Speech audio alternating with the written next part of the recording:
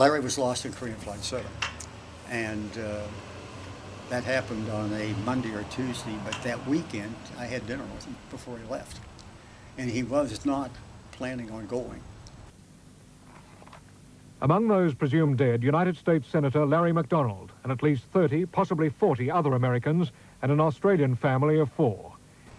We were sending some people over to Korea to represent the United States in the mutual defense treaty that we have with South Korea. And Larry was going, but he got so busy, he finally told Jesse Helms. There was 2 people from the Senate going and 2 people from the House. I think the other House was a congressman from Idaho. And Larry, at that weekend, decided, I just can't go. Well, the next day, Jesse Helms called him and said, Larry, we need you there. This is critical. We need you there to represent us, so the left's going to make some drastic moves. So Larry changed his mind and did that. I ask you, are we really willing to give away the Panama Canal?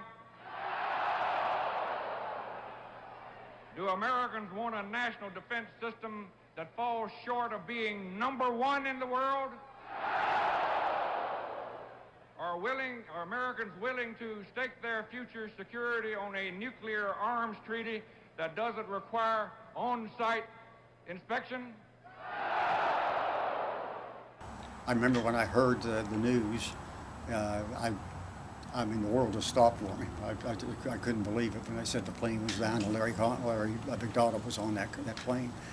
Still to this day, we don't know what completely happened. It's still a big question mark, and I think it's interesting that in the 90s, the Pravda, the Russian newspaper, came out with an article on Korean Flight 7, and it talked about that the plane had landed, and there was some speculation that they still had control of that plane after it had been hit by a missile and had landed on Sakhalin Island.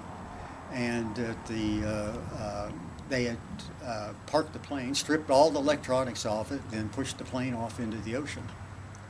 Never mentioned anything about survivors, anybody, injuries, nothing.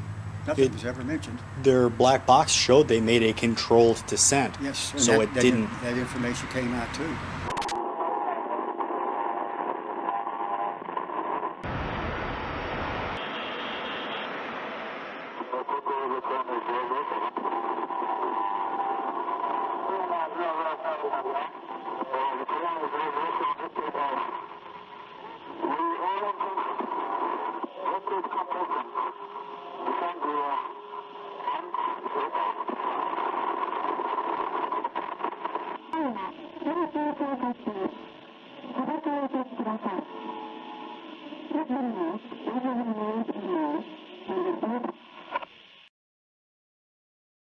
And there was a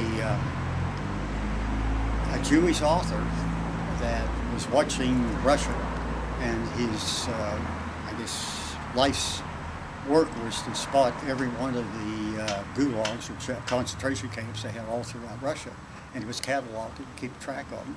And he would interview people that escaped from these gulags to find out exactly how they lived, where it was located, how they got out, etc. And he started getting reports from these people that he interviewed about a large group of people turning up at one of the gulags. And they kept them separated from everybody, but the word kind of spread that they were they were on an airplane. Didn't mention what plane it was or anything. And then the word also got back that there was one man they kept separated from even the surviving passengers and everybody. And from the description, it had to be Larry McDonald. And but nothing more was said about it. It just kind of died out over the period of time, and we just know it's a fact of history right now that something happened to Flight 7. But Larry was a tremendous leader for the conservative movement in Congress. To move to discredit the John Birch Society, and frankly launched initially on orders coming out of Moscow. Well, Mr. McDonald, I'm not a conspirator. I think even Buchanan would vouch for that. Well, but you are Robert Foreign Relations. Welch. No, I don't think so. Yeah, I'm a member of the Council on Foreign Relations. Is that a conspiracy? Well, you've certainly. Well, let me just tell you what Newsweek says this: the John Birch Society considers communism only one arm of a master conspiracy in which socialist American insiders are plotting to establish world government. Now, it also says, and here's Director John McManus, that's your public relations director, saying that former Secretary of State Alexander Haig and CIA Director William Casey are two of these master conspirators who are plotting to establish world government. Now, what do you, that kind of silly, asinine statement is what makes people laugh at the John Birch Society.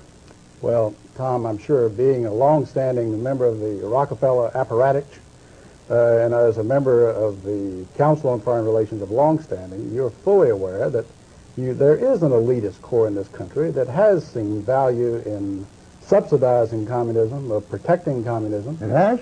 Sure. You're accusing me of subsidizing communism? No, I'm saying because that I happen to belong to there is an elite core. Study group? No, wait a minute. There is an elite core in this country that has dominated American society. Well, I'm not one of Well, them. let me Trilateral Commission. The Trilateral Commission, Council on Foreign Relations. State Department, I suppose?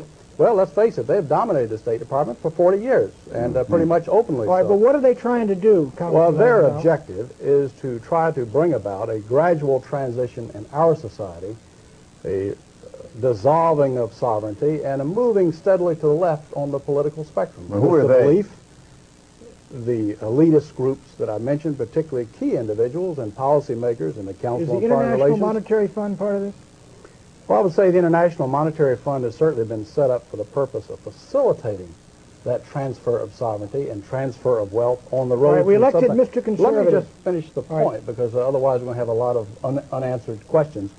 That you are looking at a group that has worked to bring about a dissolution of national sovereignties on the road to world government.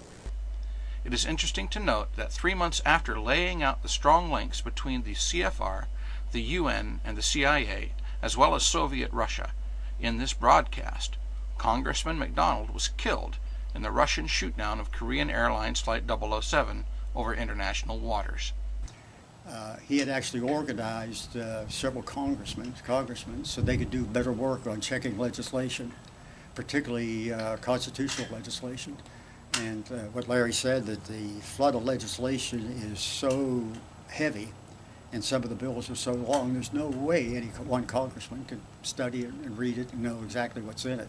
So they each took different legislative sections and used their staff to read it, study it, and then report it back to each other. That way they kept it all and so forth. And I understand he had about 8 congressmen that they were doing that with.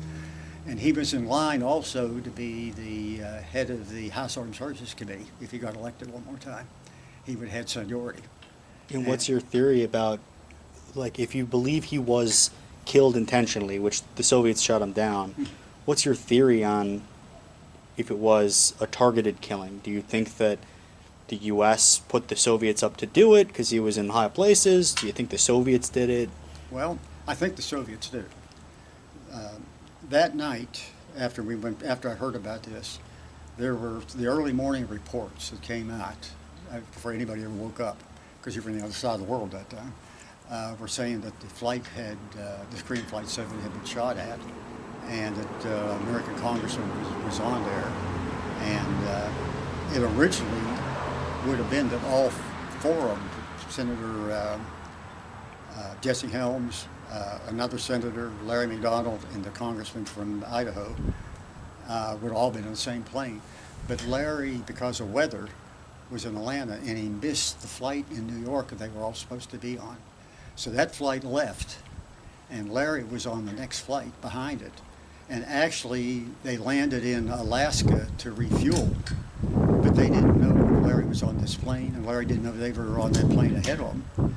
And Larry had fallen asleep on the plane and just stayed there as they refueled in it. Or all 4 of them would have been on the same plane. Well, when they took off about 30 minutes apart. And Larry was the trail plane. And now the question was, were they over international waters or not? That has not been answered. There has been, the question came up that they had checked the guidance device of the plane and they found it to be faulty. Maybe caused them to go off course. Maybe even rigged, we don't know. It's some of the speculation that came about. And anyway, the Russian pilot was flying, and according to this one report, it was early in the morning, and they played the report and translated, and he asked for permission. What plane should I get? And nothing came back. And he came back and said, he said, the first plane is getting ready to head up in international waters, and the second plane is behind him. What am I supposed to do? And they came back and said, there's 3 of them on the first plane, there's 1 on the second plane, get the second plane. That's the one he took a shot at.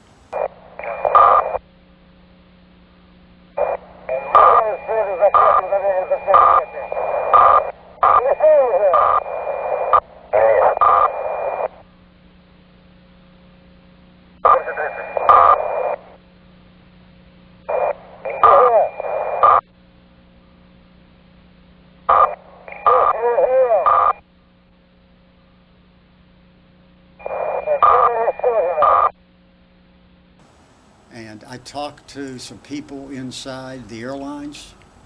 I can't mention their names. I had a promise to them, and they told me that that's what they find inside the airlines, what the story was, and that whole story was killed within 24 hours. It just disappeared off the press. Do you think that the Americans had kind of advanced knowledge? Because I've heard some theories that the U.S. put the Russians up to shoot McDonald out of the sky because he was making problems for them. Well, I don't know. I can't answer that. I know he was going to be the head of the House Armed Services Committee, and they absolutely did not want that because they were trying to tear our defenses down, and Larry wanted to make sure that our defenses protected the United States, and he was working towards that goal, and Jesse Helms was working on that same thing. And the other 2 congressmen, or the other congressmen were working for that same thing too. That's why they wanted to be over there, to ensure South Korea we were going to not let North Korea, the Russians, take over the country. On August 31st, the Soviet Union shot down an unarmed civilian jetliner, murdering 269 innocent people, including Congressman Lawrence P. McDonald. Yet some congressmen still want to appease the Soviet Union by supporting a nuclear freeze that would make the Soviets more powerful and allow them to kill more innocent people. To find out if your congressman is voting to appease the Soviet Union with a nuclear freeze, call 1-800-331-1000.